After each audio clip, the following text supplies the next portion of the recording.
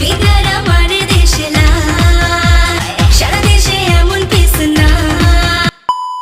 Hello ভাই বাবারা, welcome to another brand new video. আজকের ঘটনা কি? তো আমি এখন কথা বলবো সানাই মাহবুবকে নিয়ে। তো দেখুন, সানাই মাহমুদ কিন্তু 2022 সালে একজনের বিয়ে করছিল, তার নাম হয়েছে আবু সালেহ মুসা। সেই সংসারটা কিন্তু বেশি দিন টিকে নাই। 2019 সালের দিকটা আরেকটা খবর রটাইছিল, সেখানে একজন আওয়ামী লীগের নেতারে বিয়ে করার কথা ছিল। ওইটাও কতটুকু সত্য তা জানি না, তবে উনি একটা ইন্টারভিউতে এসে বলেছিল যে ওনাদের বাগদার নাকি সম্পূর্ণ হয়ে গেছে গা, এবার বিয়েটা পালা।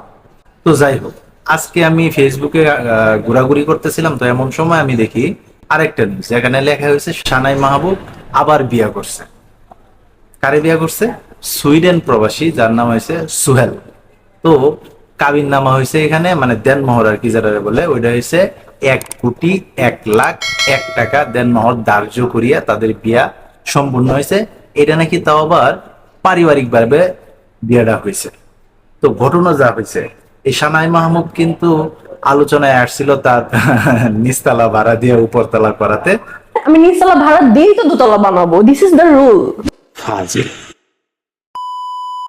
তো যাই হোক, তখন প্রথমে এটা ইন্টারভিউ হয়েছিল মজার টিভিতে। তো মজার টিভিতে ইন্টারভিউ হওয়ার পরে থেকে কিন্তু উনি পুরাদমে ভাইরাল। আসছিল কিন্তু সিনেমাতে নায়িকা হওয়ার আশায়, কিন্তু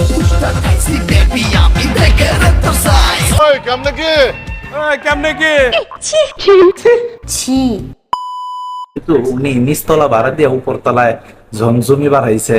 তারপরেই কিন্তু ওনারা আর কেউ সিনেমাতে নেয় না, একের পর এক সিনেমা থেকে বাদ পড়া শুরু করে। কিছুদিন পর্যন্ত ওনার নিয়ে কিন্তু কোনো আলোচনা হয় নাই, আবার নতুন করে তার নিয়ে আলোচনা শুরু হয়েছে।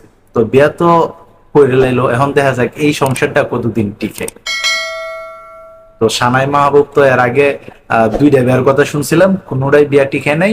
এবার নতুন যেহেতু বিয়া করছে, একটু একটু দোয়া করি যাতে ওনাদের বিয়াটা টিকে যায়, অনেকদিন যাতে সংসার করে খাইতে পারে।